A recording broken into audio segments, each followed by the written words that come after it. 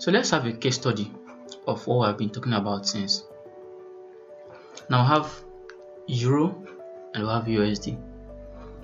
Now red meaning there is more supply, there is more supply of this, or how would I present it? There is more demand for dollars, you understand, and maybe there is just like we just have this being in supply, euro being more in supply, so what is more demanded for is what?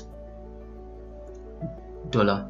And then we just have euro just laying there, we just have the supplies, so and then we just have more demand for dollar. What happens?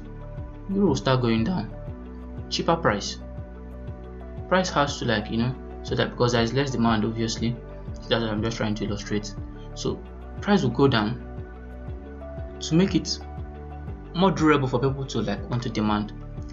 Now since there is more demand for dollars, what will happen?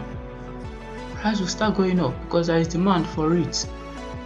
When there is demand, people that means people are willing to buy. When there is no demand, more supply, people, price has to go down because nobody wants to buy. So people are even willing to sell because they don't want the price to just go low, and then they are just left with almost nothing.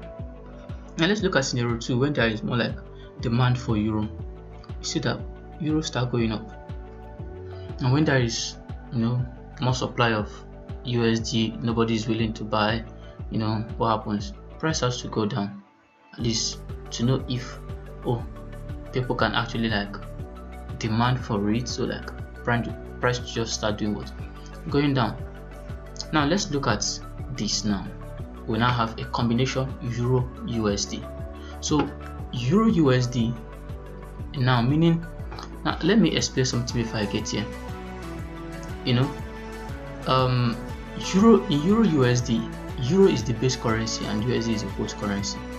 This just means that we care more about what's happening in euro than USD, and USD is just a currency of measure with respect to price. So we care more about what's happening in euro.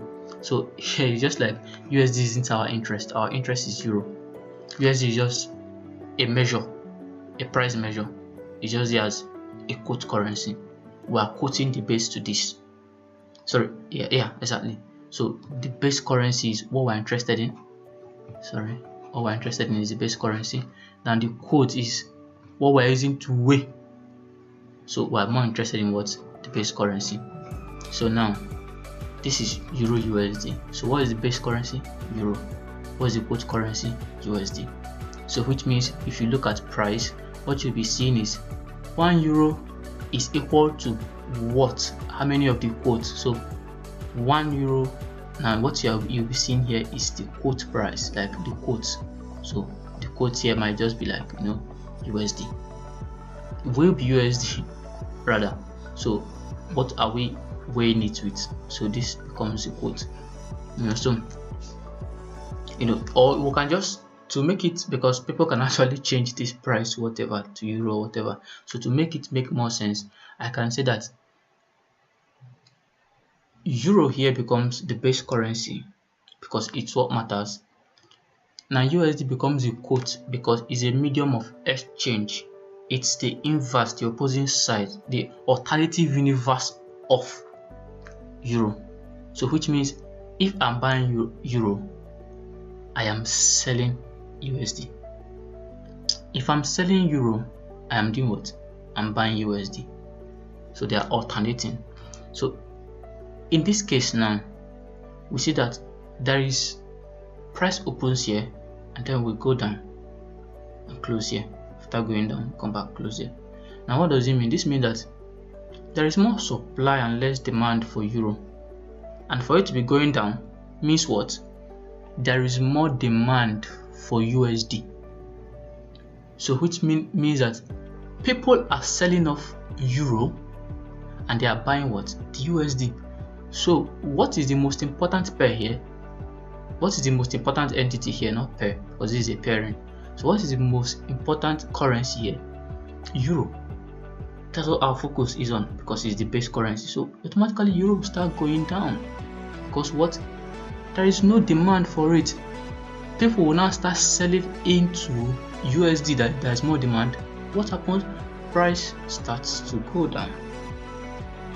Does that make any sense? Now for Euro USD, when it's bullish, so this becomes a bearish Euro USD, bearish candle. Now for Euro USD, you see that okay, this is a bullish candle. What does it mean? Price opened, there was more demand for euro. So what happened? Euro started going up. Euro started going up. There was more demand for euro, and then there was less demand for USD. So which means that now, because euro is the base currency, this chart becomes prevalent. Because euro is the base currency here, this chart becomes prevalent. That's what you will see here, not the alternating side. So this becomes the invisible side, the side you cannot see becomes invisible, the alternating side. So this also becomes invisible, the side you cannot see. So automatically this is what you see. So this is what will represent itself here. So for this is what you will see. This is what will represent itself here. So now lead to why we said here that why would what happened to euro prevail in price reaction. So this is because euro is the base currency while USD is the support currency. This means that we care more about what's happening on euro, and USD is just a currency of measure with respect to price. USD isn't our interest. I don't know if that makes any sense.